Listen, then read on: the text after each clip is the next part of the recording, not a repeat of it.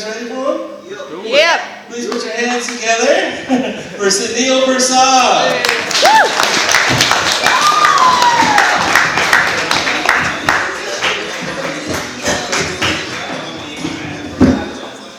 Alright, before I get started this song, there's a couple things I like to clear up. People tell me I look like Jesus a lot, but I don't relate to any of those jokes. I'm just Sunil.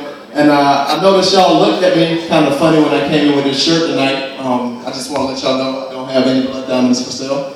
I do feel like Don Cheadle off Hotel Rwanda though. This is I do love the shirt I got from my homeboys. It's real cool. But it's summertime. Anybody going on vacation anytime soon? I hope. Yes. Where you headed to?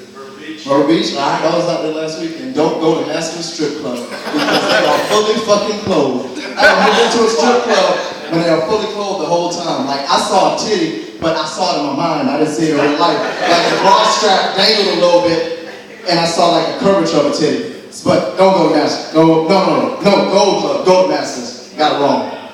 Don't go to Gold Club. Go to Masters. Okay, but see, I love vacation because you get to see how dysfunctional people's families really are. See, one time we go to Disney World every year, just about me and my family. And the fucked up thing is like, my parents, when I was younger, they'd be like, no, you can't stay out past 8 o'clock because a pedophile will pick you up. And when I went to Disney World, I was like, Disney World's kind of like a beefed up Chuck E. Cheese for pedophiles. And we got into the park and the new ride Soarin' opened up. And so it was me and my brother hanging in the back, and my sister, my mom, my dad. See, they protected my sister. They didn't give a shit about us. We were just standing in the back. So they took off, and they went to Soarin', and me and my brother, we kind of got like theme park ADD. So we were looking at like a new damn tree they put up because it looked cool as shit. And then we looked up, we're like, Mom, Dad, where are you? And see, we got cell phones at this time, so we were able to find their asses. Like, they couldn't run from us. So like, where'd y'all go? They said, we're at the front of the line for ride. So we're like, okay, we'll meet y'all up there. But see, let me tell you something. People at Disney World don't give a fuck about family at any point in time. It's where dreams come true, but they separate families. So we were at the back of the line, and I'm 5'7" now, and back then I was probably like maybe 5'2", so I was a lot shorter because I like to beat my height up a little bit. But so I was looking, and my brother was looking. He was taller than me at the time, so I was like, "Excuse me, can we get up with our parents?" And the dude looked at me, and like I can read what people say with their eyes, so I just didn't even talk after that point. He pretty much looked at me like, "Look, little motherfucker. Let me tell you some shit. You ain't getting to the front line." But so I was kind of scared as shit. He was scared too because like we might get separated. They texted us and they said just meet us after the ride. So I was like, okay. But then we lost service, so I didn't know where they went after the ride. So we had to ride the rides by ourselves with like two crazy ass families sitting next to us. And if y'all ever been on Soarin', Soarin's one of those rides where they lift you up probably like 3 to 4 times higher than this building. And you're dangling. So see, if I was going to die on that ride, I wanted my family to be around. So first of all, they witnessed it and they could sue. And secondly, they were there when I died. But see, when I was younger, I had an incident by myself when I actually got stranded. But see, I wasn't scared because I watched a lot of TV. And on all the commercials, like when they got the little Indian kids starving, nobody ever come and steals them from the commercial. So I looked skinny and I was an Indian kid, so I was safe. It was on the Woody Woodpecker roller coaster at Universal Studios. And so I got on it, and when we got off, my family went another way, and I went the other way. So I was looking around for my family, and I couldn't find them. But see, I didn't really try to go look for my family, because I was like, okay, I'm fucked either way. It's a big-ass theme park. So I hopped in line and got back on the ride. And the dude saw me about 3 or 4 more times, and he was like, hey, yo, man, you know where your parents are? I was like, nah, but I might die today, so I'm not happy. I'm gonna run shit out this roller coaster. But so, the thing I love about it is because you get to see the dysfunctionality of families. Because see, like if you see my family in public, we look real cohesive. Like we all get along, we look happy, we smile and shit. And so when we go out in public, we portray that same image. They're like, okay, that's a great family. But see, my family is dysfunctional as shit because my sister loves Disney World. And she's right over there, I'm pointing out, she's old as shit. But she's obsessed with Disney World, right? So every time we're headed to Disney World, as soon as we get in the car, she'll be like, look, I don't care what any of y'all say, I'm gonna be the first one up, I'm gonna see it, Mickey Mouse is gonna open the gates just for me, he's gonna throw confetti on me and I'm gonna catch it. So I'm gonna love that. But she always sleeps the whole ride going to Florida, and then we get to the hotel room, she'll eat some food and go back to sleep. Now, we're supposed to wake up at 6:30 in the morning. I don't really care to see Mickey Mouse open the gates, because the gate's gonna be open either way when we get there. She'll sit there and we'll wake her up. So I'll get ready at like 6:30. I'll be out by like 6:45, 6:50. My brother will get ready. Everybody's ready to go. About 7:15. We wake her up. She's like 5 more minutes. We're like, Mickey Mouse won't wait for you. She's like, I fucking hate you guys. You guys are just such dicks. You know what? Mickey Mouse is gonna wait. But we get there and the gates don't open, and she's mad as shit. That fucked up her whole day, and I love it because I'm just back there chilling. I was like, you should've woke the punk ass up. But so, her favorite ride at Disney World is Peter Pan. And Peter Pan is one of those rides that it takes a long time to get on it if you want the first one to ride in the morning. So the first thing, everybody takes off trucking. See, I can't tie my shoes. Like, y'all can see my shoes flop like that a little bit.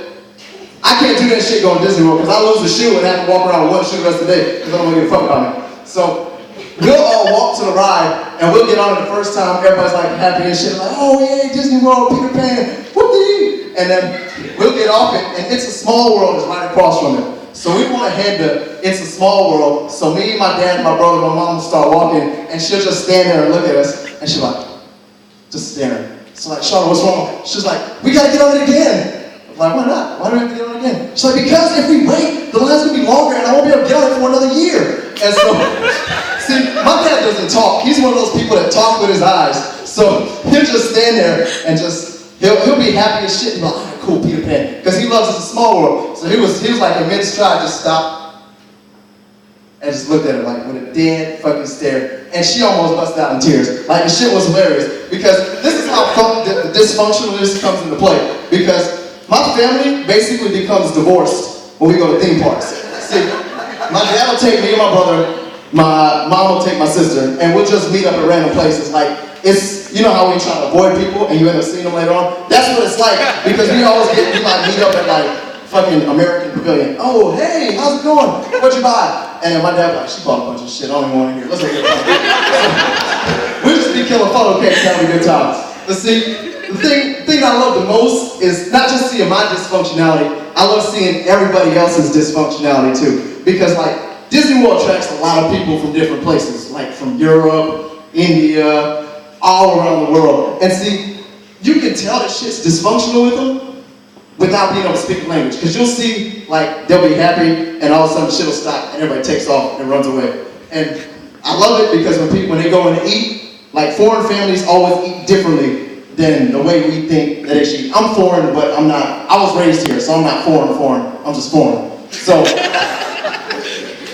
alright, so, see, I like to see it because when foreign people that look similar to you, like when they start doing their foreign shit, they look at you for like confirmation. Like, when you go to sit down and eat, like, they'll pull out their snacks, they'll have like Tupperware popping and shit, and I'll just be sitting at the table, they look at me and smile, and then my mom will turn the corner with like chicken fingers and french fries, and I'm cheesing my ass off because I'm not the same. But I want to say my best like memory from outside of Disney World was at the downtown Disney. I actually saw a Cialis commercial in real life.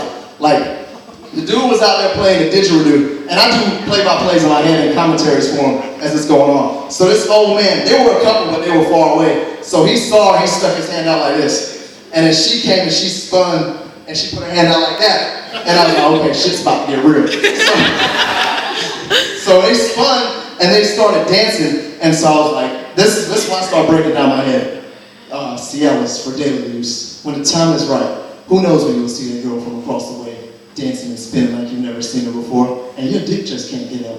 You need to start making moves. This low-dose tablet is guaranteed to improve your sex life, so you can be ready whenever the time is right. And the perfect fucking ending. So after the spin, they started dancing. If you don't know what didgeridoo music sounds like, it's not really that good. It sounds like this. That's what didgeridoo music sounds like. But they were getting it, and at the end, they both hold hands, and they skip away, and that's what I started doing. Be careful. Cialis is not for everybody. It can result in testicular failure. Your dick will fall off. You can lose both your titties. Shit just can't happen like that. It's crazy. Ladies and gentlemen, big break. My name's Sunil. I enjoyed it.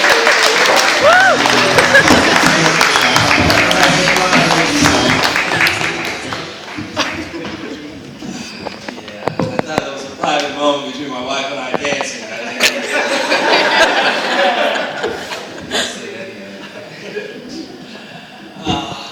18 years, yeah.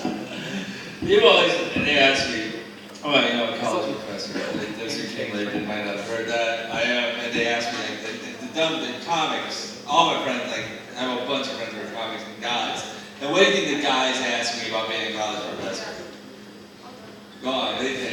bang the students? You bang your student. Always. Right? You bang. Hey man, I could have your job. I would be like the girls didn't want to have sex with me when I was in college. Okay? It's not like, oh no, it's not gonna happen. But here's the thing, even if I couldn't find somebody who's desperate for like old graybeard, I